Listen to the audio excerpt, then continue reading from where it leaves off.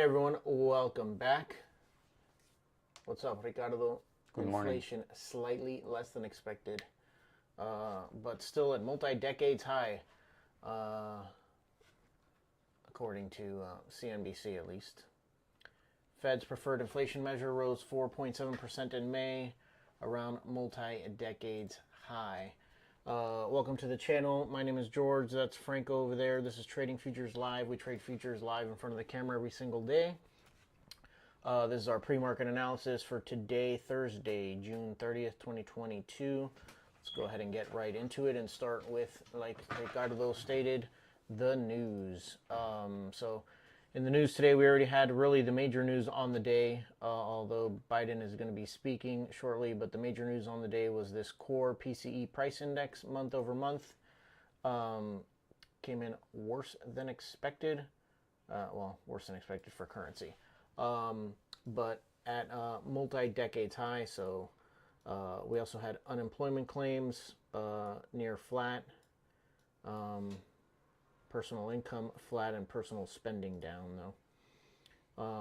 So the core PCE price index is the major indicator that the Fed uses to measure inflation, and it rose by 4.7% in May to multi-decades high.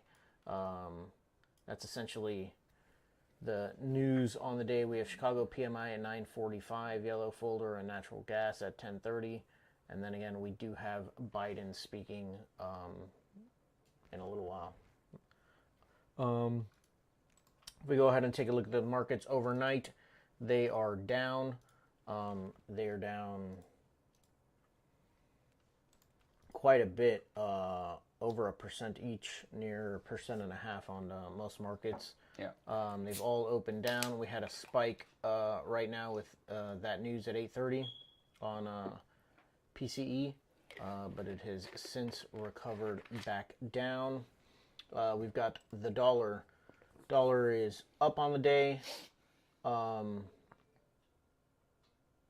but has been dropping since the basically since the U.S. session opened. But it is up on the day. Crude is down 0.25%. Gold is up 0.25%, although it did spend the majority of the overnight down, and down heavy. It recovered very strongly since its session opened at 8:20 in the morning. And the VIX is gapped up. Obviously, the markets are all down, so the VIX is up around, getting near back to 30. Did it touch 30? It did. Broke 30. Let's go ahead and take a look at the markets. As I've been saying, higher time frame, I am most certainly bullish. It's been creating lower highs and lower lows. Bearish. Sorry, bearish. It's been creating lower highs and lower lows. And I still have this 33.72 way down here. I mean, we're weeks and months away from potentially reaching that, but it's a long-term target that I have there. On the ES, after this push down and this recovery there, we've got another leg out of that down to the 3,400 basically, as a potential target, which is right around where this took off from back in November of 2020. So from this leg out there is where we're looking at target to the short side on the daily chart. Neutral, bearish. We're still we haven't broken out of anything necessarily. We broke out of yesterday, so we are bearish, but still neutral. We've come down into this demand area from last week, and so gonna need to be cautious in this area on that time frame. If we go ahead and take a look at the 30-minute, I have some levels marked out already. Let's get rid of all of these arrows from yesterday.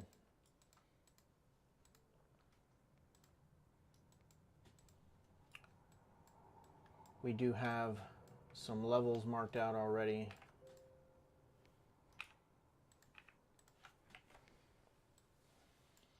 We have been in a pretty tight range since the London Open. We did have that spike out, but my pre-market resistance level will be the top of that spike and basically the top of the range that it's been in since the London Open, and then the overnight low.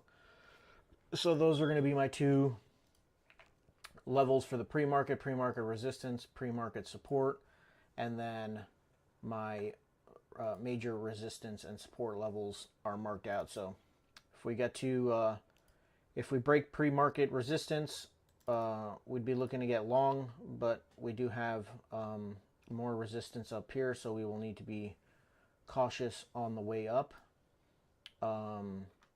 Trends being down, I would not expect it. This would be I would like to short if it gets to this area. So all of my higher time frame and my intermediate time frame being bearish and neutral bearish, I would like to be short really at any of these. Well, certainly at my first level, I would need to really analyze what's going on in the market if it gets to this high from yesterday as well, but this would be another potential area to short. If it breaks above there, we could certainly see some strength breaking those levels to the upside. As we get to demand, I'm more bearish than bullish, that's for sure. So not necessarily looking to take longs from these levels down here, but more so hopefully if I'm in a trade short, scaling out at these levels. Right, so as usual, if we go ahead and mark out some if-then statements, if we break out above, we would potentially like to be long, but if we start to see some weakness from these levels, we'll be short. If we break down, we'd like to try and be short, but if we start to show some strength off of these levels, we'll think about getting long. So those are my if-then statements for the open. Let's see what Franco's looking at. As always, I do have the dollar right in play. The dollar it was very bullish. Here's the London Open, right? But the London Open was a chop like here for 1, 2, and then after 2 hours it took off to the upside. Here's the thing with the dollar for me. I do think the dollar is bullish, but we came back to these levels from 2002 and it's still working. See that? So I do not expect the dollar to break out at this time, and if the dollar just turn around, right, because of this supply, that means that the market can bounce back up. I do have some anchor break to the downside right now happening, right? So I need some more movement on the dollar just to see if it comes back to the red line, which is the support created from yesterday from Asia, and start bouncing back up. Then I will be I will be more like this, right? And then like this. I will be more short in the markets, but as of now, I'm not very short. I'm not very biased to the short side. The yen started to come down also from the supply that I have here. So I need to see what's going on here. Is very an indecisive day for me. I don't have anything clear. If you tell me the dollar, yen, and bonds are going up, yes, they are going up. But the dollar has such a strong supply there from years ago and still working. So that tells me I need to act more cautiously towards the short. Also, we have a very large range. The only thing I have here is an overnight. Let me show you that. The only thing I do have here is this overnight supply, and then after that I will have to wait for something to be created during the trading session. I don't know if you guys can appreciate this, right? I do have this overnight 30-minute drop base drop, right? I'm not very good at taking overnights. That's the truth, right?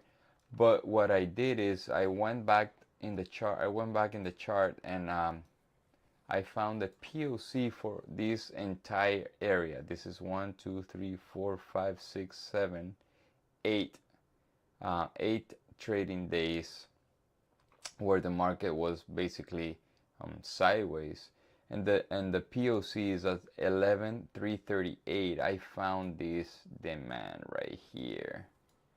So either way, if I'm going to be short, my target cannot be beyond this point.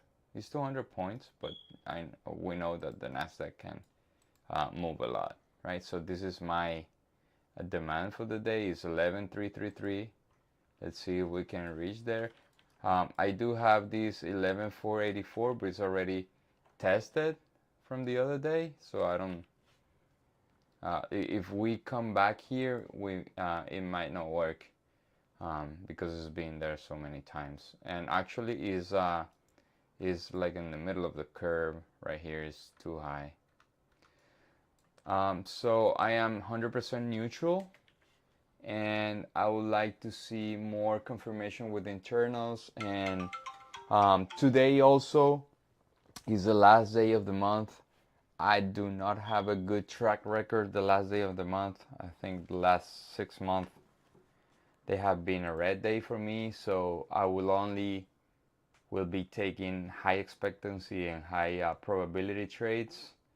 I don't want to screw my month. It's already plus 18R.